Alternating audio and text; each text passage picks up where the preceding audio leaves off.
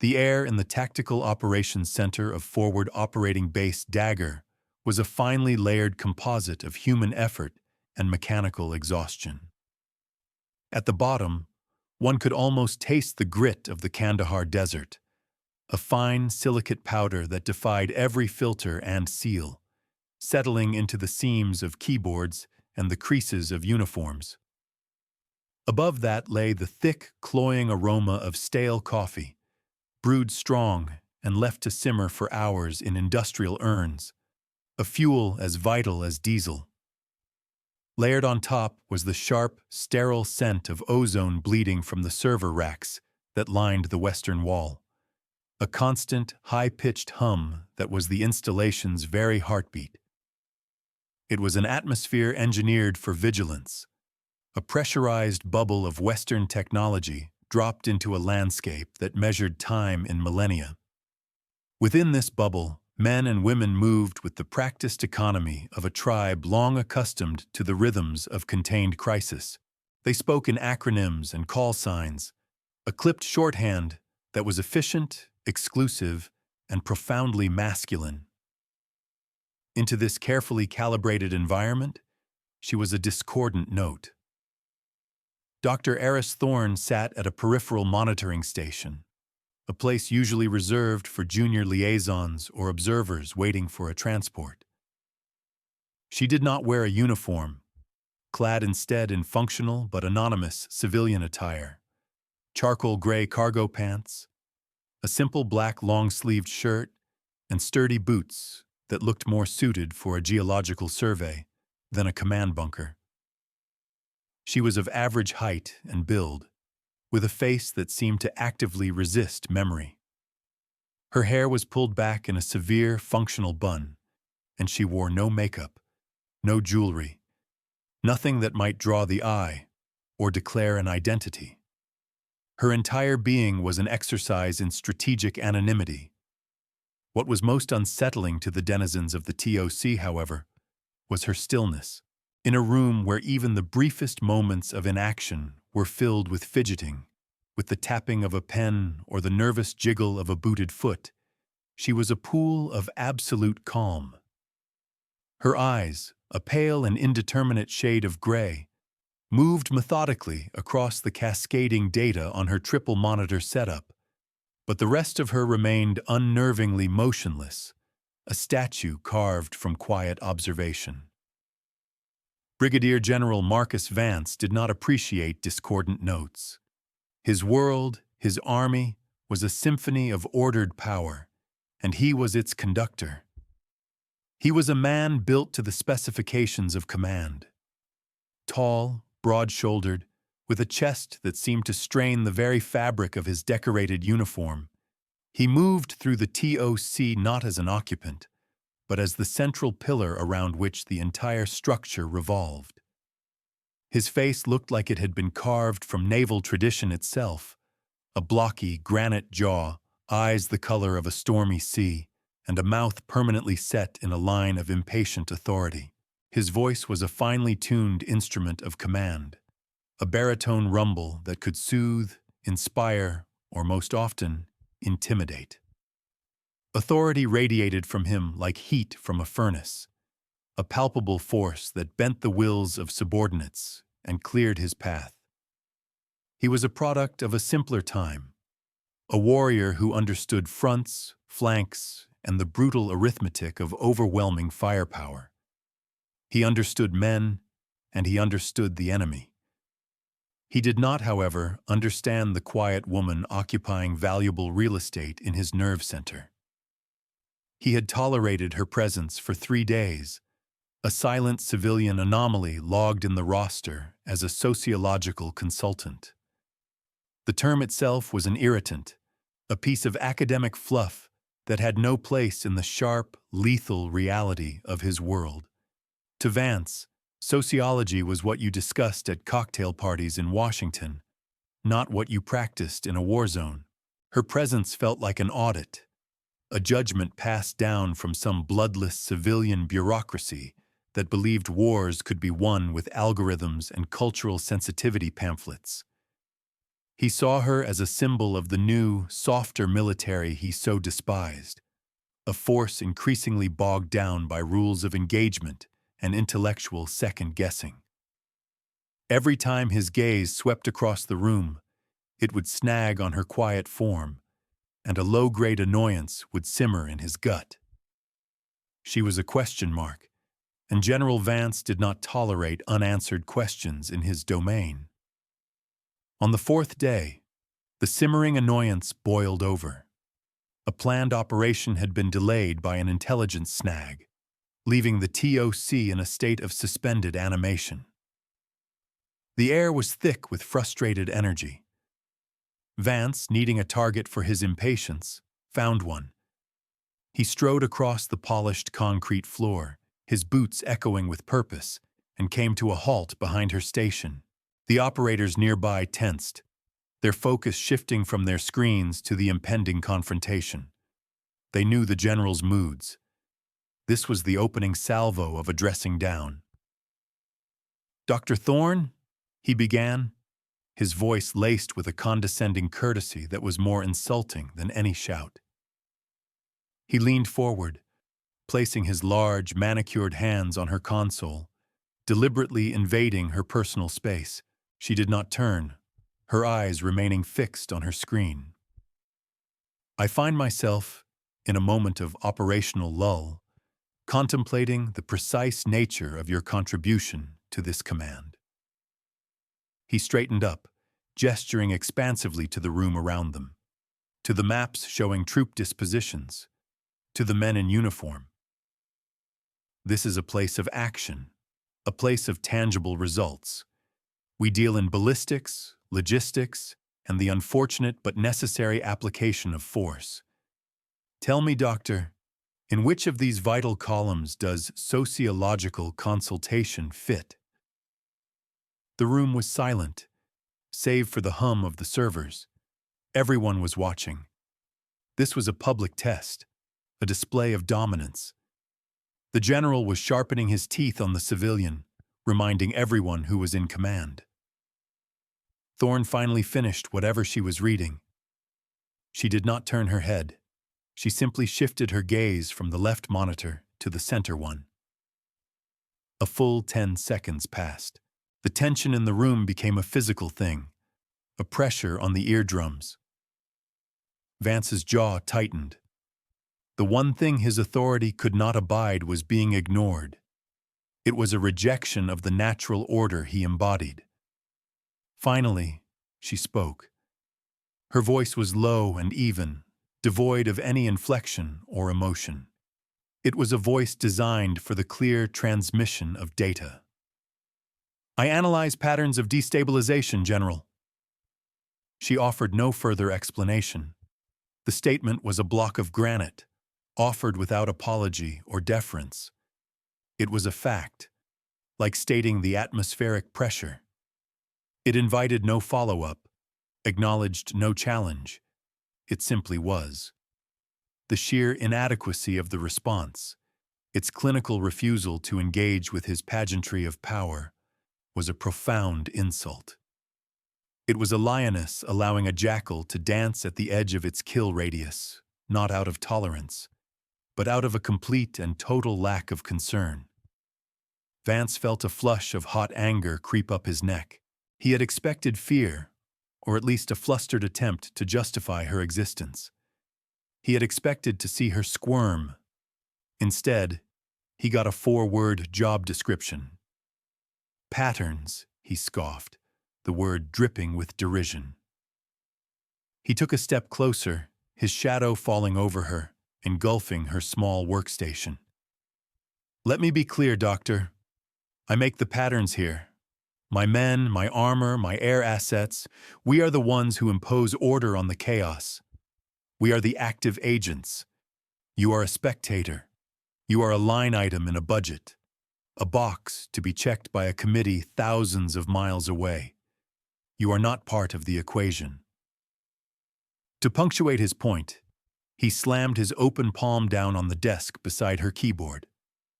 The impact was a sharp crack that made several junior officers flinch. The monitors shuddered. A small, cylindrical data puck skittered across the smooth surface. She did not flinch. She did not turn. She did not even acknowledge the violent outburst inches from her face. Her gaze remained locked on her screen. Then, with a slow, deliberate motion that was somehow more infuriating than any retort, she reached out with her left hand.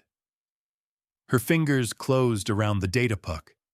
She slid it back to its original position, aligning it perfectly with the corner of her keyboard. She made the small correction, restoring her own private order to the chaos he had introduced. And then her hand returned to its resting place, and she was still once more.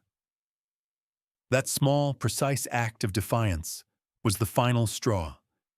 It was a declaration that his power, his rage, his very presence was a minor environmental variable to be corrected and then ignored. He opened his mouth, ready to unleash a torrent of fury, to have her thrown out of his TOC, to burn her career to the ground with a single phone call. He never got the chance.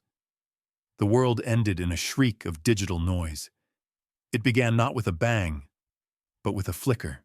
The overhead lights, steady for months, stuttered once, twice, then plunged the room into a half-second of absolute darkness before the emergency power kicked in with a guttural groan. They came back on at 80% strength, casting long, dancing shadows that turned familiar faces into monstrous masks. Simultaneously, every screen in the TOC went haywire. Some went black. Others filled with a blizzard of scrolling, corrupted code, a waterfall of meaningless green and white characters. The calm, professional voices of the radio operators turned to shouts of alarm as their headsets filled with a deafening, high-frequency static, a sound like a million cicadas screaming directly into their skulls. "What is it? Report!" Vance roared, his personal frustration instantly vaporized by the adrenaline of a genuine crisis. He spun around, his command instincts taking over. "Damage report. Is it a power grid failure?" "Negative, sir," shouted a young communications officer, tearing his headset off his ears. "The grid is stable. This is something else. All channels are down. Encrypted, unencrypted, satellite, line of sight, everything is just static. It's like the entire electromagnetic spectrum just got wiped clean." On the main strategic display, the large holographic map that dominated the front wall, their most critical asset, blinked out of existence. Task Force Talon, a flight of 12 advanced hunter-killer drones, had been providing overwatch for a special forces team deep in hostile territory. Now, their icons on the map turned from friendly blue to a sickening, flashing red, labeled Connection Lost. Then, worse, one by one, they reappeared, but their designation had changed. Rogue asset. External control detected. "What the hell does that mean?" Vance demanded, striding towards the drone control station. The operator, a young airman with sweat beading on his forehead, was frantically trying to input commands. "Sir, I'm locked out. The controls are unresponsive. Something or someone has hijacked our drones. They're changing trajectory. Oh my God. Sir, their weapon systems are arming." Panic, cold and sharp, began to cut through the disciplined chaos. This was not a familiar scenario. It was not an ambush or an IED. It was a ghost in the machine, an enemy they couldn't see or shoot. Vance began to bellow orders, but they were the orders of a previous war. "Get me a line to Theater Command. Scramble the QRF. I want eyes on those drones. Can we shoot them down?" His voice was loud, his confidence a performance, but his commands were useless. They had no communications. Their fighters couldn't be scrambled. Their own air defense systems were offline. their screens as dead as the rest. They were blind, deaf, and suddenly hunted by their own most advanced weapons. The conventional authority, the entire hierarchical structure of command and control, had failed utterly. The general, for the first time in his decorated career, was just a man shouting in a dark room. In that moment of total system failure, of impotent rage and rising fear, a new sound cut through the din. It was not loud. It was a series of quiet, rapid clicks, the sound of a keyboard being used by an expert. All eyes turned to the source. Dr. Aris Thorne had not moved from her chair, but her entire being had transformed. The statue was gone. In its place was an economy of motion so fluid and precise it was breathtaking. A slim, featureless black keyboard had appeared in her hands, seemingly from nowhere, its cable snaking into a deep system diagnostic port below her console that no one else had even known existed. Her hands, which had been so placid moments before, were now a blur, flying across the keys with a speed that seemed impossible. Her face, previously a mask of calm neutrality, was now alive with a fierce, predatory focus. Her gray eyes, narrowed to slits, darted across her screens, which, unlike all the others, were not dead. They were filled with raw data streams, with scrolling lines of source code, with diagnostic windows that meant nothing to the soldiers around her, but were clearly a language she spoke with absolute fluency. Then her voice cut through the room, and the transformation was complete. It was the same low, even tone, but it was now imbued with an authority that dwarfed the general's loudest roar. It was the calm, absolute certainty of a master surgeon in the operating theater. "Lights are a diversion," she stated, her eyes never leaving the screen. "The primary attack is a logic bomb targeting the drone control server's root kernel. They used the comms blackout to mask the data injection." She paused her typing for a fraction of a second. "Sergeant," she said, her voice sharp, addressing the terrified communications officer, "disconnect the TOC from the main base network. Physical interrupt now. Pull the fiber optic cable from the primary server. Go." The sergeant, conditioned to obey commands from a position of authority, looked uncertainly at General Vance. Vance was frozen, his mouth slightly agape, staring at the woman who was now commanding his men in his own operations center. The sergeant's hesitation lasted only a second. There was a certainty in her voice, a clarity of purpose in the face of chaos that was more compelling than the general's confused bluster. He scrambled to the server racks and, with a grunt, tore the thick cable from its port. "Too slow," Thorne said, not as a criticism, but as a simple statement of fact. "They're already in." Her fingers became an even more frantic blur. "They're trying to cascade the failure to the Aegis defense system." Cute. A flicker of something that might have been a grim smile touched her lips for an instant. She began to speak again, not to anyone in particular, but as if dictating notes to herself. Her words a foreign language of expertise. "Isolate the primary node. I need a handshake with BlackSat-7, priority code Omega-0. Kill the L-band uplink, now. Reroute drone command authority through the tertiary backup. No, they've poisoned that too. Smart." Her left hand shot out, typing a complex command string with one hand while her right continued its own separate task. "Bypassing the server, I'm taking direct control. Give me a direct fiber tap to the drone control server. Physical interrupt. I need a clean pipe." The young airman at the drone station, a tech specialist, understood that last part.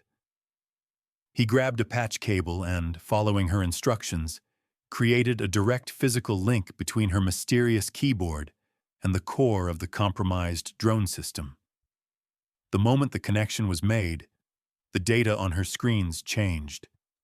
It was no longer a defensive battle. Now it was a hunt. The entire room, from the general down to the lowest-ranking private, was rendered silent, frozen in a state of awe and dawning comprehension.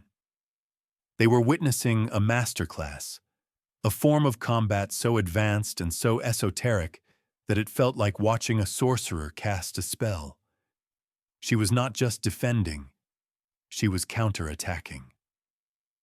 She was moving through the enemy's code, dismantling their traps, hijacking their back doors, and turning their own logic against them. On her main screen, a map of the local network topology appeared. A blood-red stain, the enemy intrusion, was spreading through the system. From her console, a thin, brilliant blue line shot out, cutting off the red advance, then branching out, surrounding it, constricting it. She was, in real time, digitally garroting the attacker. "Got you," she whispered. With a final, triumphant series of keystrokes, she slammed her fist down on the Enter key. On the main holographic display, the 12 rogue drone icons flickered. Their red rogue asset tags vanished. They turned back to a friendly, solid blue. Their flight paths, which had been curving back towards the base, corrected. They resumed their Overwatch pattern as if nothing had happened. A collective sigh of relief washed through the room. The immediate threat was over, but Thorn was not finished. "Threat neutralized," she said, her voice still a clinical monotone. "Now for the receipt." Her fingers moved again, slower this time, more deliberate. Tracing their point of origin, bounced through 3 decoy servers, amateur, a few more keystrokes. "Got it. They're running their attack from a mobile command unit, coordinates locked." She looked up for the first time, her pale gray eyes finding the senior weapons officer. "Officer," she commanded, "Task Force Talon is yours.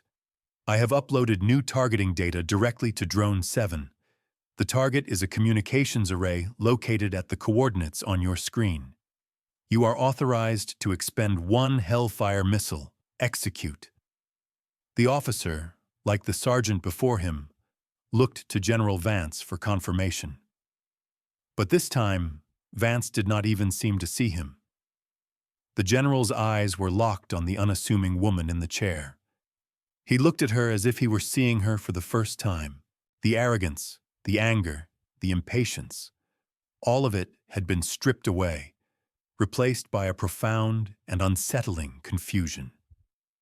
His entire worldview, his understanding of power and expertise, had been dismantled in less than 5 minutes. He gave a short, almost imperceptible nod. The officer turned back to his console and with a clear voice said, "Talon 7, weapon away." Just as the hum of normalcy began to return to the room, a single secure channel, the only one that had likely survived the assault, blinked to life on the main screen. It was a priority override from Theater Command. The face that appeared was that of General Maddock, a 4-star officer and the supreme commander of all forces in the region. His expression was grim, his face etched with worry. "Dagger Base, this is Olympus," he said, his voice tight with strain. "My entire board just lit up red. I show a sector-wide catastrophic EW attack, and you are at the epicenter. Marcus, what is your status? Report!" General Vance opened his mouth to reply, but no words came out. What could he say? That his command had been saved by the civilian sociologist he had been humiliating just moments before. Before he could form a coherent sentence, General Maddox's eyes, scanning the scene in the background of the video feed, widened. His gaze locked onto the back of Dr. Thorne's head. His entire demeanor, the posture of a commander in crisis, shifted instantly to one of utter shock and something else. Reverence. "My God," Maddox breathed, his voice dropping to a near whisper. He was no longer speaking to Vance or the room. He was speaking to the reflection of the woman he saw on a secondary screen. Prometheus, you're active. The name descended into the silent room like a bomb. It was a name that did not officially exist. It was a whisper in the intelligence community, a legend told by network engineers over beers, a ghost story used to scare probationary hackers at the NSA. Prometheus was not a person. Prometheus was a concept, a single anonymous entity credited with designing the entire digital defense architecture for the Western Hemisphere. An operative with a strategic value greater than a carrier strike group, a living weapon whose existence was one of the most closely guarded secrets in modern military history. Thorne, without turning around, finally finished her work. She closed her programs, her hands moving with a newfound languor. The crisis having passed, she glanced at the video feed. "Situation contained, Olympus," she reported, her voice calm. "Counter-strike protocols have been initiated.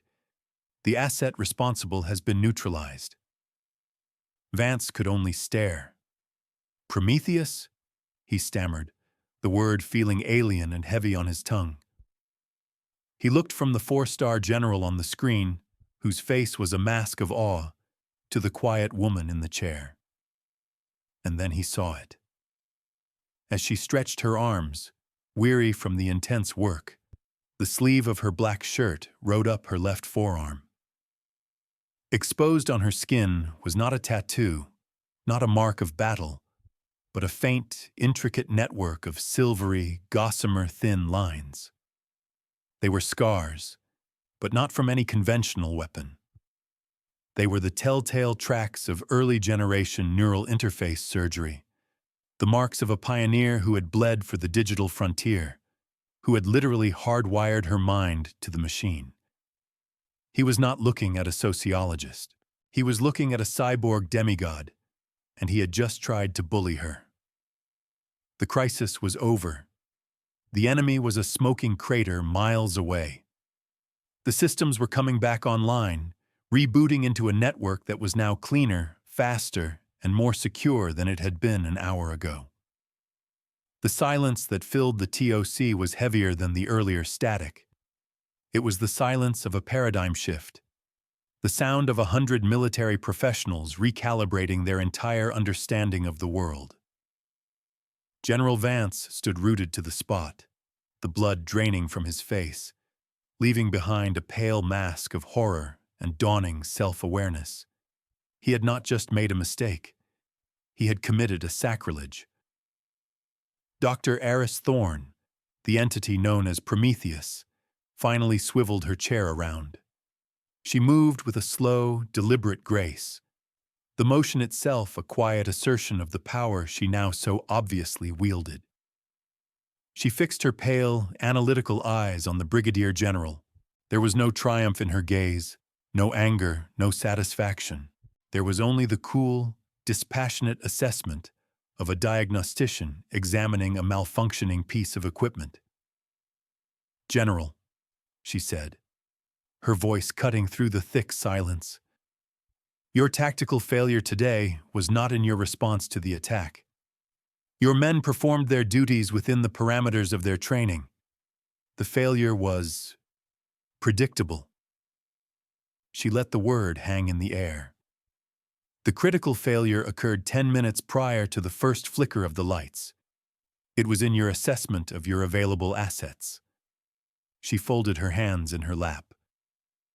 You looked at me and saw what your preconceptions allowed you to see. A civilian, a woman, an academic. You categorized me, dismissed me, and in doing so, you rendered the single most effective weapon in your arsenal inert. Your ego, General, not the enemy's code, was the primary vulnerability in this room. It nearly cost the lives of the Special Forces team that Task Force Talon was assigned to protect. It compromised a multi-billion-dollar drone fleet and exposed this entire sector to catastrophic collapse. Each word was a scalpel, laid down with surgical precision, dissecting his failure layer by layer. She was not shouting. She was not reprimanding him. She was educating him, and the public nature of the lesson was a humiliation more profound than any court-martial. On the main screen, General Maddock had been listening, his face a grim mask. He finally spoke, his voice resonating with cold fury, but it was all directed at Vance. "General Vance, you are to extend Dr. Thorne every courtesy. You are to provide her with any and all resources she requires. Her authority on this matter, and indeed all matters of network security and strategic threat assessment in this theater, is absolute. She is Olympus Actual on this base. Is that understood?" "Yes, sir," Vance managed to choke out, his voice a hoarse whisper. Thorne held up a hand, a small gesture that nonetheless silenced the four-star general. "That won't be necessary, Olympus," she said, still looking at Vance. "I don't need the general court-martialed. I don't need him reprimanded." A long pause. "I need an aide." The statement was so unexpected it took a moment for anyone to process it. Vance's eyes widened in confusion. "General Vance," she continued, her tone unchanging. "Effective immediately, you are assigned to my detail as my personal military liaison. Your duties will be as follows. You will carry my gear. You will acquire my coffee, black, 2 sugars. You will stand by the door during my briefings and ensure I am not disturbed. And for the next 3 months, you will sit in this chair, next to me, and you will learn what the 21st century battlefield actually looks like. You will learn to see the patterns. Your re-education begins now. Your first task is to get me that coffee." She turned back to her console, the dismissal absolute.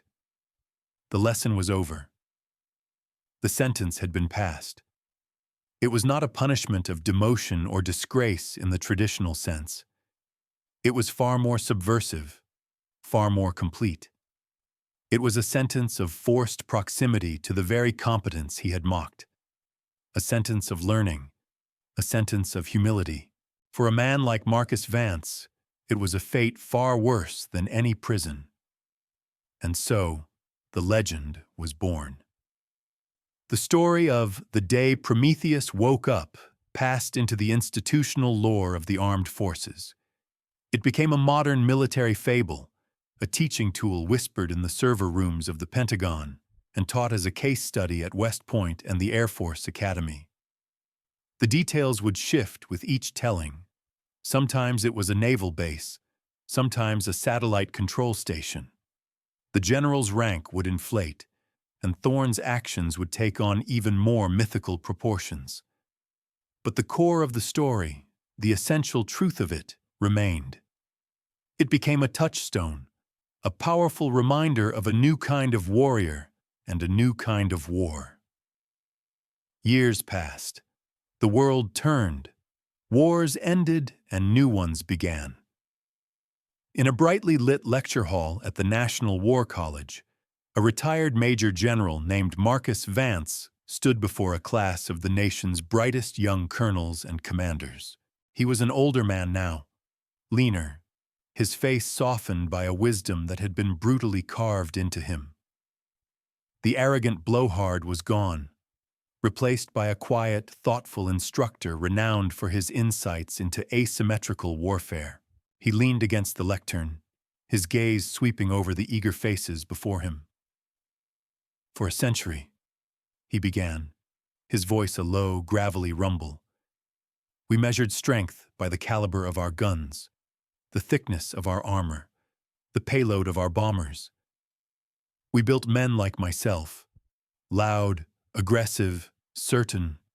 We believed that authority was a function of volume, that power was something you announced.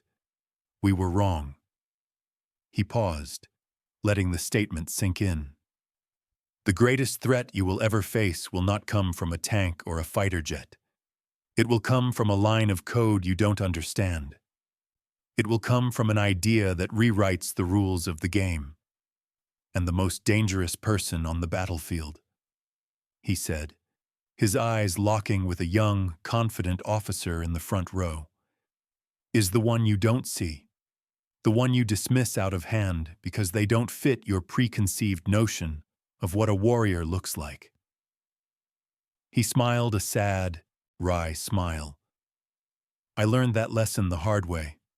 I once stood in a room with a living legend, a woman who held the security of the entire free world in her head, and I mistook her for a secretary. I tried to intimidate a force of nature. I shouted at a god in the machine. It was the single most humiliating and most important day of my life. She taught me that true strength isn't loud. It's quiet. It's competent. It's the person in the corner who says nothing, because they are too busy keeping your world from falling apart. He stood up straight. Your job, as leaders, is not just to command. It is to see, to look past the uniform, the rank, the gender, the title. Look for the quiet ones. Look for the people who don't need to announce their own value. Trust me, that is where the real power lies. The story of Aris Thorne and Marcus Vance is more than just a military fable. It is a timeless lesson etched in the modern age. It speaks to a fundamental truth of the human condition, that substance will always, eventually, triumph over style. That true authority is not claimed, but demonstrated. It is earned in the quiet crucible of crisis, not announced in the echo chamber of self-regard. The world is full of generals who bellow and broadcast their power, demanding respect through rank and volume. But the world is saved, time and again, by the quiet professionals, by the unassuming masters who let their actions be their only argument.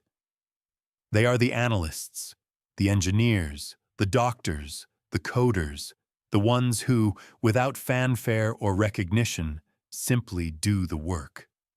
They wear the scars of their expertise not as medals on a uniform, but as faint, silvery lines on their skin, visible only to those with the wisdom to look for them. They seek no glory. They desire no applause. They are Prometheus, unbound not by chains, but by the profound and enduring power of quiet competence. And they are the ones who hold it all together.